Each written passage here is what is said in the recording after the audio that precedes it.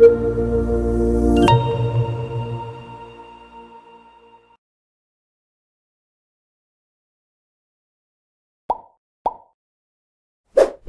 kita lanjutkan ya.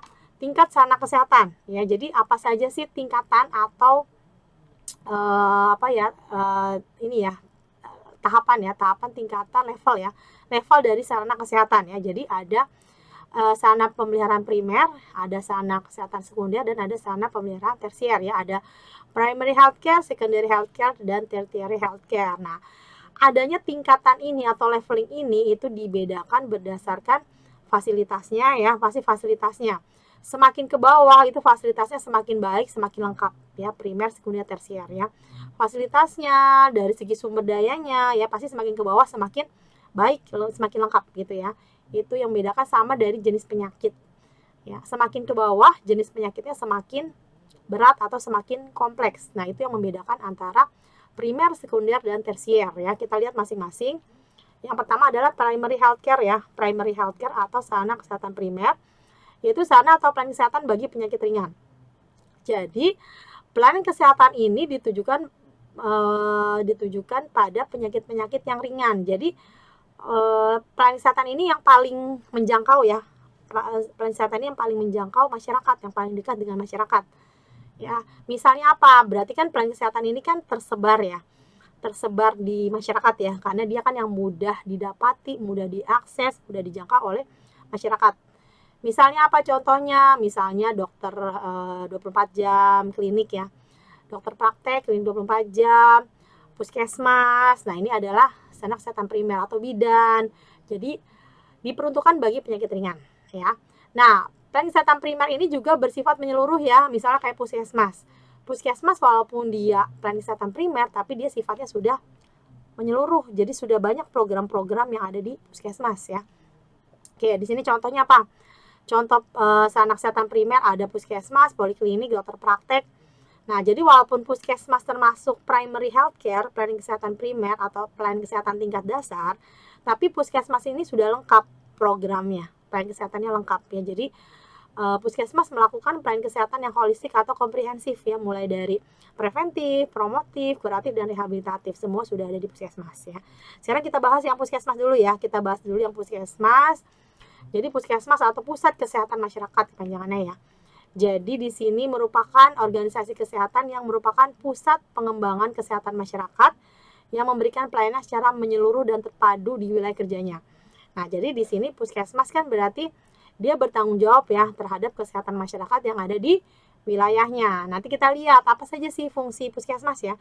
Jadi fungsi puskesmas ini ada 3. Yang pertama adalah pusat pengembangan kesehatan wilayah. Nah, berarti di sini puskesmas ini bertanggung jawab terhadap kesehatan wilayah yang ada di daerah tersebut. Gitu ya. Jadi dia tugasnya adalah membina dan mengontrol kesehatan masyarakat di wilayahnya. Karena yang kita tahu ya, puskesmas itu kan ada puskesmas kelurahan, ada puskesmas kecamatan ya. Jadi kalau kita bicara puskesmas kelurahan, berarti dia bertanggung jawab terhadap kesehatan masyarakat di kelurahan tersebut gitu ya. Atau puskesmas kecamatan ya, bertanggung jawab terhadap kesehatan masyarakat di kecamatan tersebut ya. Nah, tugasnya adalah apa si puskesmas ini ya? Dia harus mengetahui ya, membina, mengontrol kesehatan masyarakat, lalu juga mengawasi kondisi penyakit menular yang ada di daerah tersebut kah, atau memantau kondisi kesehatan lingkungannya gitu ya. Jadi puskesmas ini bisa melakukan kunjungan rumah, surveillance gitu ya, bisa pengawasan tempat umum supaya dia bisa mengetahui nih kondisi kesehatan masyarakat yang ada di wilayahnya, karena dia bertanggung jawab terhadap kesehatan masyarakat di wilayah tersebut ya. Yang kedua ya, fungsi puskesmas yang kedua yaitu pemberi pelayanan kesehatan dan kedokteran secara menyeluruh atau holistik ya, paripurna, terpadu, dan berkesinambungan. Nah, di sini dimaksudkan secara menyeluruh atau holistik. Kenapa disebutnya menyeluruh? Karena di puskesmas ini sudah dilakukan 4 upaya kesehatan ya. Ada promotif ya, ada preventif, kuratif, dan rehabilitatif. Jadi lengkap. Di puskesmas itu udah semua kegiatan upaya itu dilakukan ya. Misalnya promotif preventif, misalnya upaya pencegahannya atau upaya promotif misalnya melakukan edukasi, melakukan penyuluhan kesehatan, melakukan pemantauan ke rumah-rumah misalnya ya, melakukan surveillance gitu ya. Dan termasuk puskesmas juga melakukan upaya kuratif dan rehabilitatif ya, misalnya ada pengobatan ya, bagaimana pemeriksaan ibu hamil misalnya, pengobatan ibu dan anak, perbaikan gizi, penyuluhan dan lain-lain. Jadi lengkap ya. Di puskesmas itu dilakukan upaya promotif, preventif, kuratif dan rehabilitatif ya. Dan yang ketiga, fungsi puskesmas adalah pembinaan peran serta masyarakat di bidang kesehatan dengan pendekatan PKMD Posyandu ya. Jadi pembangunan berbasis masyarakat ya, PKMD. Jadi Posyandu. Jadi di sini kita melibatkan pembinaan peran serta masyarakat itu maksudnya kita melibatkan masyarakat dalam kegiatan puskesmas. Ya, jadi PKMD ini kan kita bicara pendekatan cara masyarakat ya, pendekatan masyarakat. Posyandu kita melibatkan masyarakat juga dalam kegiatan-kegiatan Posyandu ya. Nah, tujuannya apa sih kita melibatkan peran serta masyarakat? Kenapa harus melibatkan masyarakat dalam kegiatan? Karena yang pertama di sini kita ingin mereka merasa memiliki ya. Ketika kita bicara melibatkan masyarakat dalam kegiatan, itu kan mereka juga memiliki kegiatan tersebut. Misalnya kita akan melakukan kegiatan Posyandu.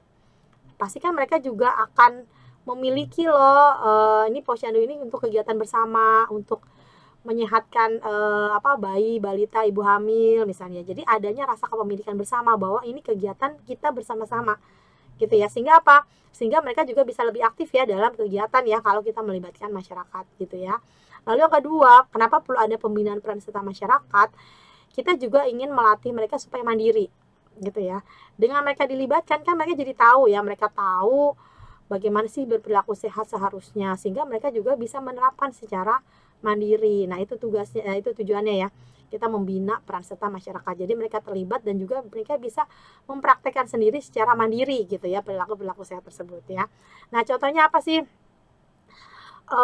Kegiatan-kegiatan yang bisa melibatkan masyarakat ya. Misalnya kayak Posyandu nih kan, kita Posyandu ini kan bisa melibatkan kader ya. Kader, ibu-ibu PKK, Karang Taruna misalnya. Apa kegiatan misalnya apakah penimbangan balita ya, atau misalnya ini ya mungkin ada praktek memasak ya, praktek memasak bubur bayi atau bubur kacang hijau, atau praktek demo masak sehat misalnya ya. Itu kan bisa kegiatan-kegiatan itu kan bisa dilakukan secara bersama-sama ya dengan masyarakat ya. Pasti mereka juga senang, akan memiliki juga, mereka juga akan termotivasi ya. Nanti juga mereka akan ngajak nih mungkin masyarakat yang lain untuk ikut dalam kegiatan Posyandu. Nah, seperti itu ya. Jadi di sini kita perlu melibatkan peran serta supaya mereka juga bisa dekat ya dengan puskesmas juga gitu ya. Nah, ini contoh-contohnya ya. Misalnya apa sih kegiatan yang bisa dibantu ya, bisa dilibatkan ya. Jadi dengan mereka dilibatkan itu pasti mereka akan lebih termotivasi ya dalam kegiatan kayak gitu ya. Oke, lalu kita lanjut yang kedua. Tadi udah ini ya yang primer ya, kita lanjutkan yang sekunder ya. Jadi yang kedua adalah sarana pemeliharaan sekunder. Nah, sarana pemeliharaan sekunder ini merupakan rujukan ya. Jadi dia rujukan bagi penyakit dari sarana kesehatan primer. Jadi misalnya si sarana kesehatan primer tadi tidak bisa melayani ya, dia dirujuk ke sarana kesehatan sekunder. Jadi dia rujukan, sarana pemeliharaan sekunder ini rujukan dari sarana kesehatan primer ya. Jadi sarana kesehatan sekunder ini menangani kasus yang tidak dapat ditangani oleh sarana kesehatan primer gitu ya. Pasti kan dari segi fasilitasnya, sumber dayanya pasti lebih baik ya daripada sarana kesehatan primer ya. Contohnya apa? Puskesmas pusat, rumah sakit kabupaten, rumah bersalin. Nah, ini yang merupakan rujukan dari sarana kesehatan primer ya.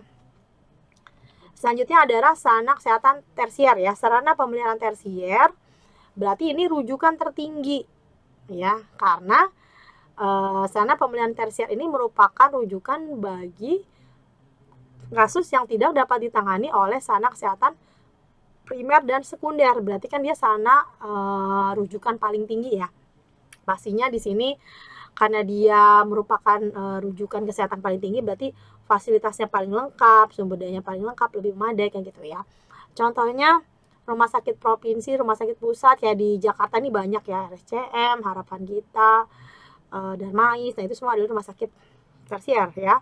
Nah, di sini kenapa sih angka kematian pasien pada rumah sakit rujukan cenderung tinggi? Ya karena kita bicara ya kalau tersier ini kan rujukan tertinggi ya. Pasti kenapa cenderung angka kematiannya tinggi di rumah sakit tersier? Kenapa? Karena pasien-pasien yang dirujuk ke sini kan dalam kondisi apa? Dalam kondisi angka penyakitnya udah parah ya. Kondisi penyakitnya udah parah, udah berat, di mana dia tidak bisa disembuhkan di primer dan sekunder. Berarti kemungkinan angka kematiannya tinggi ya karena tadi penyakitnya sudah berat. Ya, jadi kemungkinan lebih banyak yang meninggal kematian di sana kesehatan tersier ya.